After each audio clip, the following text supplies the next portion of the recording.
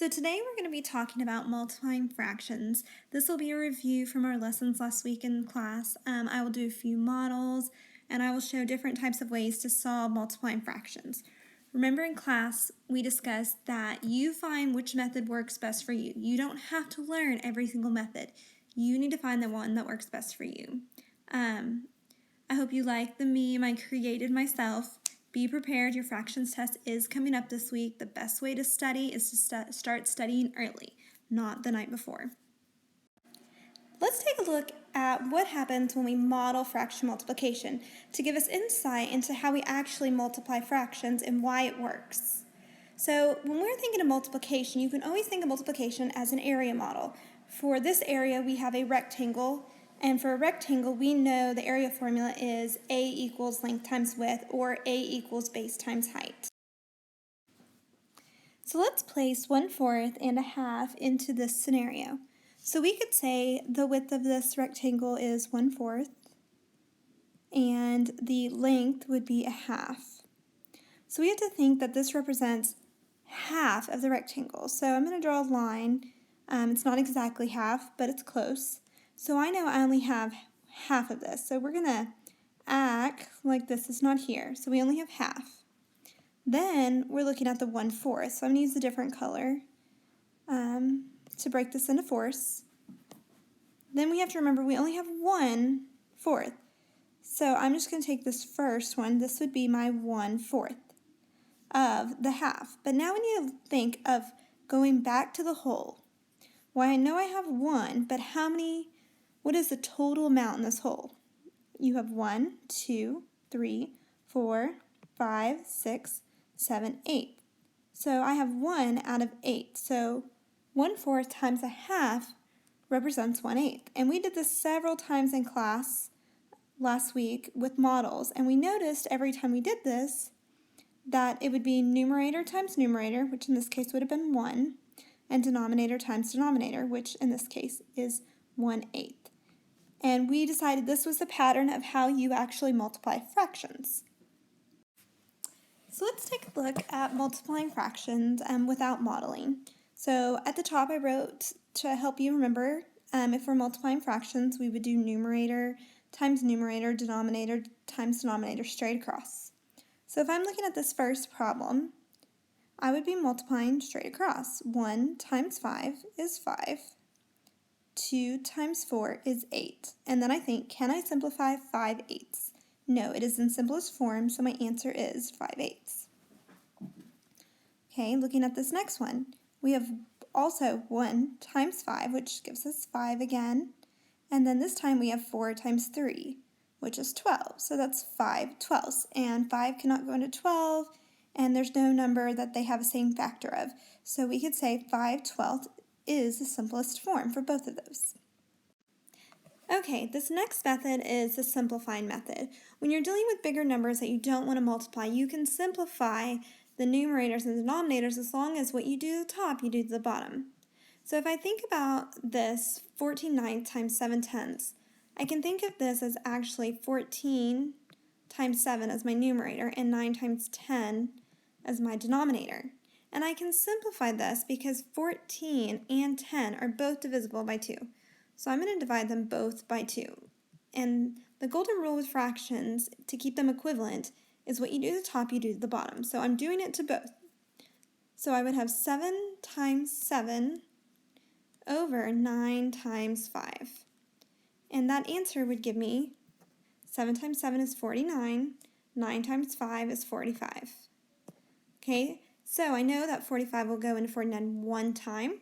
I would have 4 left over, 49 minus 45, and I would have 1 and 4, the 4/5. Okay, and the reason we do this is so I actually don't have to multiply 14 times 7. 9 times 10 wouldn't have been bad, but 14 times 7 might have been a little work. So for example, in this next problem, I really don't want to multiply 20 times 18 and 32 times 24. That's going to take a little bit of time. So I would want to simplify it first. So I noticed quickly that 20 and 24, 4 goes into both of them. So I'm going to divide both of them by 4. But I also noticed that 18 and 32 are even, so I can divide those by 2. So I'm actually doing multiple simplifying in this one at one time. So 20 divided by 4 would give me 5. 18 divided by 2 would give me 9. So I have 5 times 9 on top. Over 32 divided by 2 would give me 16. And 24 divided by 4 would give me 6. And pretty quickly I notice that I can still simplify right here, the 9 times 6 if I would want to. I could divide this by 3, divide this by 3, and so I would have 5 times 3 now over 16 times 2.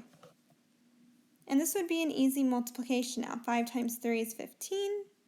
16 times 2 would give me the 32. And so my final answer would be 15 over 32. So the key for this is that what I do to the top, I do to the bottom. What I do on the bottom, I have to do on top. As long as you are keeping it balanced, the canceling method works. So let's take a look now at multiplying fractions and whole numbers. The biggest misconception I see when students are multiplying fractions and whole numbers is they want to do 8 over 8 times 3 over 4. But what does 8 over 8 actually make? That makes one whole. So am I actually multiplying 8 times 3/4 or am I multiplying 1 times 3/4? So this does not work. This is not correct. You cannot just multiply this and get 24 over 32. That would give you just an equivalent fraction of 3/4. This is the wrong way. We do not do this at all when we are multiplying by a whole number. So let's look at the correct way to multiply a whole number by a fraction. So the first thing we need to do is change this whole number into a fraction. So anytime we have a whole number, we always put it over 1 to multiply. Now I can multiply numerator times numerator. 8 times 3 would give me 24. And denominator times denominator, 1 times 4 is 4. And then I have to think this is 24 divided by 4, which actually makes a whole number of 6. So 8 times 3/4 would give me 6. So once again, remember our rule with multiplying fractions is numerator times numerator and denominator times denominator. So I have 2/5 times 9. I've got to know where is my numerator. So whole number is always over 1. So now I know that 9 is my numerator. So 2 times 9 gives me 18.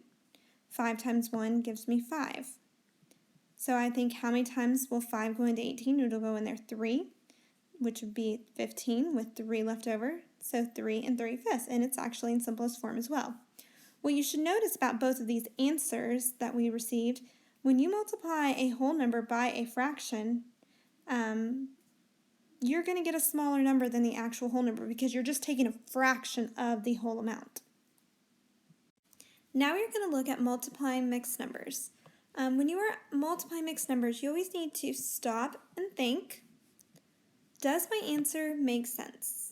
So the first thing we are going to do when we're multiplying mixed numbers is change them to improper fractions. So if I change 6 and 1/3, I would do 6 times 3, which gives me 18, plus the 1 on top, which would give me 19. So I have 19/3.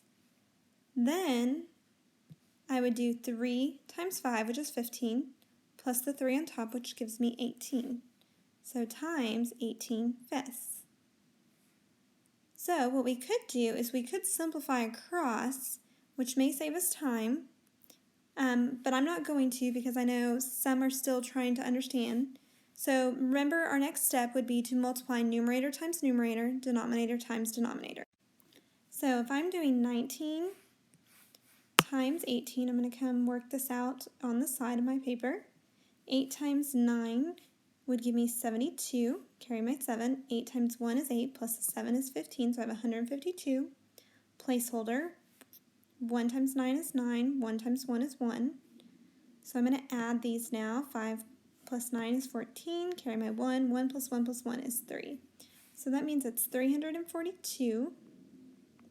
And then I would multiply 3 times 15, so I have 342 fifteenths. Now I need to think about, well, how many times will 15 go into 342? So I would actually write this as a long division. It's not going to be a very long division.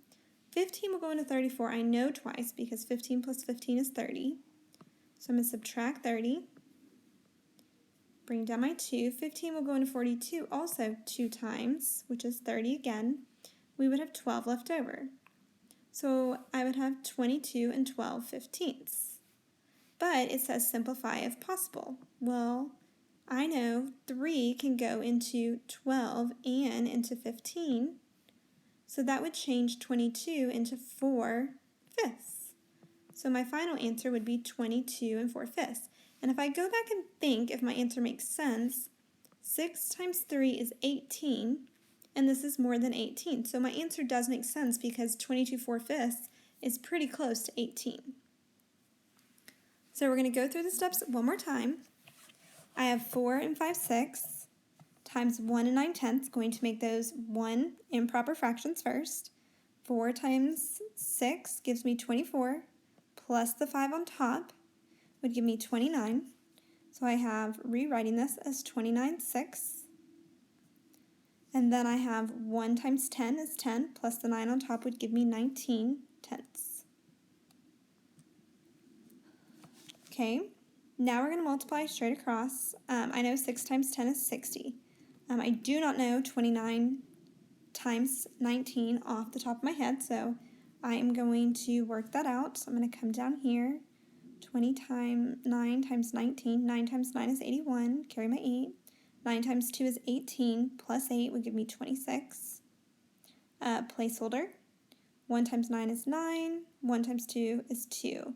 And now we're going to have to add those. I'm actually going to move this over so I can add 1. 6 plus 9 is 15. Carry my 1. So I have 551. Okay, now I'm having to think, how many times will 60 go into 551? The way I think about this is thinking about, well, 6 times what will give me close to 55? So I know 6 times 4 is 24. 6 times 5 is 30. So I would keep working my way up. 6 times 8 is 48. Then 6 times 9 is 54. So if 6 times 9 is 54, then 60 times 9 would be 540. So I know it'll go in there 9 times because 60 times 9 is 540 minus, so I'm going to subtract 540 from that 551, will give me 11/60 left over. So I know this was a messy problem and it took a long time, but remember to keep going. You can do this. I know this was a long video, and I hope this helped clear up some misconceptions. Let's review everything we've learned. So the basics of multiplying fractions is that we are going to multiply numerator times numerator and denominator times denominator. So you're multiplying straight across. You're going to change whole numbers into fractions by placing 1 in the denominator. For example, if I had 5, I would write it as 5 over 1. And then you go back to the first step after you do that. Numerator times numerator, denominator times denominator. Then remember to change mixed numbers into improper fractions and then multiply straight across again. And always remember there is a canceling method to simplify the process to make it quicker and so you don't have to simplify at the end. I hope this video helped. I know once again it was long, but hopefully this will kind of help you bridge any misconceptions.